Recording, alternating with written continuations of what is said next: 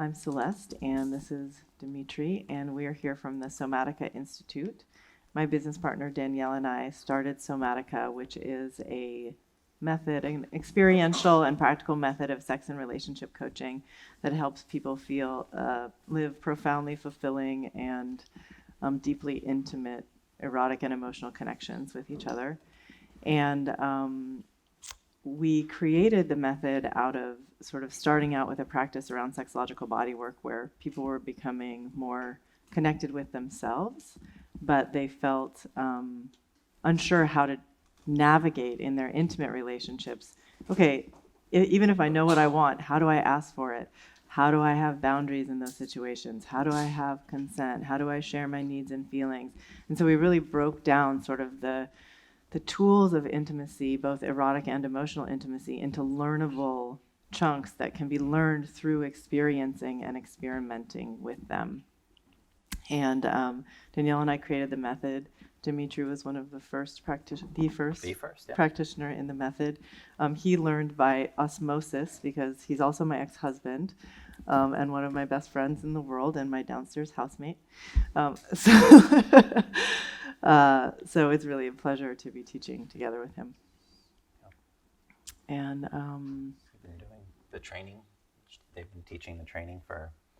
We've been teaching our training 6, for coaches yeah. and people interested in personal growth for 6 or 7 years. And Dimitri also comes in and teaches especially to help out male coaches working with men and women. So today we're going to talk about sensual consent. And I want to start out with just saying a few words or maybe several words about what is consent and kind of the complexities of it. Because if you think about it, in some ways we all want the things that we want, and they are different from sometimes the things that other people want. And we're in kind of constant negotiation or navigation around how to get those things. And there's all sorts of ways that people orient around their needs based on our life experience and our temperament, right? And so if you have a childhood where you grew up in a family and it was every man, woman, and child for themselves, maybe you push really hard for what you want, because if you hadn't done that when you were a kid, you wouldn't have gotten anything. So you're like, okay, my job is to really say what I want all the time and go after it and get it, and other people can take care of their boundaries. They'll be fine, right? Or you might have a childhood where in order for you to get any space and calm and quiet, everyone else had to be taken care of because they needed a lot of emotional support or their needs taken care of. So you kind of oriented towards caretaking and making sure everyone else is okay. And those two types of ways of interacting in the world are quite different. There's not a right one and a wrong one, but I've seen times when couples get together and one of them is oriented into let's try to get what we want, every man for himself, you take care of your own boundaries, and the other one's like, I'm going to caretake you and make sure you're okay and everything's going to be okay all the time. And then it's like, well, what is consent in that relationship? If that's the orientation, right? Over the long period, probably one person is getting a lot of what they want and the other person's getting very little of what they want. And I've seen that happen in cross-cultural relationships. I've seen that happen just in relationships where there's different orientation based on their childhood experiences. And so, I think when we think about consent on a deeper level, it's actually quite complex because we are all very complex creatures who have been wired and organized to deal with our needs and feelings and caretaking, asking for what we want in different ways. So it's not just simply like, ask for what you want, share your boundaries. It's like, I can cross my boundaries all the time if I'm afraid of losing love because I have a fear of abandonment, so all of these things are much more complex than they seem. And it's not helpful, I think, to make simplified rules around, always have affirmative consent, like I need verbal consent for every interaction or something like that, because that's not going to fit some people's orientations around the way that they get aroused. It's not going to fit some people's orientations around the ways that they take care of themselves and each other. And so instead of looking for some kind of one-size-fits-all program for consent, I think we want to actually study and complexify consent and start communicating around how we orient around asking for what we want and whether it's okay to have a need, You know, some people don't even know it's okay to have a need, let alone like go out and say like, can you do this for me? Let alone, you know, somebody being like, well, somebody just asked me for something. Am I allowed to say no? You know, some people feel like, oh, it's my job to say yes when somebody asks me for something. There's like an obligation program that has been downloaded into the system, right? So instead of creating hard and fast rules, what we want to start to study today is our particular orientations around asking for what we want, around consent, around empathy and attunement. How do we read other people? Are we good at it? Are we not that good at it? Can we increase those skills? Because let's say there's somebody who's not very good at attuning, which means sort of like connecting with someone else, empathizing with them, being able to gauge what's going on inside of another person. You know, they might need to get a lot more affirmative consent than somebody who's really good at attunement, who can like sort of, you know, feel more what's going on in another person. But also, if they have a partner who has a lot of trauma or who dissociates, they might not be able to read them as well. So, you know, it's also a very individual interaction between each person, how you navigate and negotiate consent. And that's kind of the journey that we're going to go on today. And part of it is going to be understanding boundaries on an embodied level, understanding how to attune to another person, how to have a consent conversation, and then how to escalate getting ongoing consent in a sensual, kind of sexy way.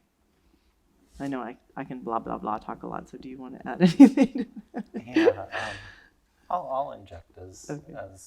as needed. Yeah, consent is when I heard that that's what we were teaching, I was really happy. Consent's really important for me. I grew up in talking about childhood homes. I grew up in a home where there really wasn't, you know, any consent. I grew up with like very intrusive parents or like perpetrators all around. So in order for me to feel safe and in order for me to feel trusting of the person that I'm with, like consent is very, very necessary. I realized that a big part of the reason I didn't have sex or have even kiss a woman until like my third year in college. And part of what Celeste was like, well, you were sober the whole time. You wouldn't have sex with anyone or do anything if they were in any kind of inebriation. So consent to me is actually fairly arousing and very, very necessary for me to get like kind of like closer to my like core erotic theme and my like sexual needs met. So it can be very exciting and it can be sexy and it's an important part of attunement and sexual connection. Yeah, I think nothing turns you off more than a woman you feel like she's just doing it for you or going through the motions. Yeah, so it's not exciting. Yeah. Definitely. Okay, so that's our little overview, and now we're going to head into some more experiences and exercises. Does anyone have any questions or comments about that kind of overview?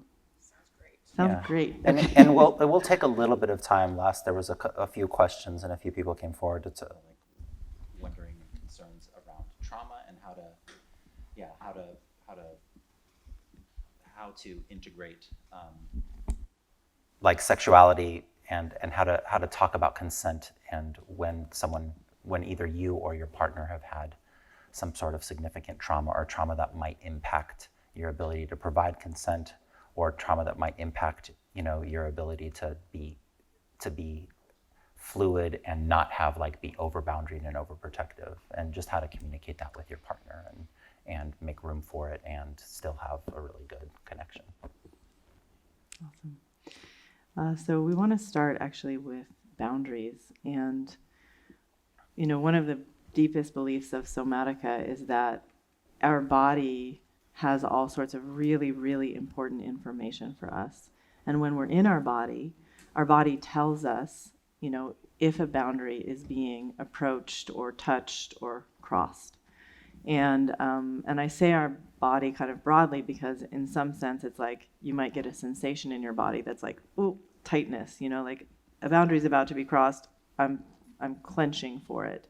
But you could also get a sensation in your body like resignation, like the boundary's about to be crossed, well, there's nothing I can do about it, you know, so there can be sort of like a sensational piece of it that's just the physical. There can be an emotion that comes along with your boundary being crossed, which might be anger, or like I said, resignation, or sadness, like, oh, this is what I deserve. This is what happens to me all the time, kind of thing. Like any, all of those different ways that we could orient around our boundary being crossed.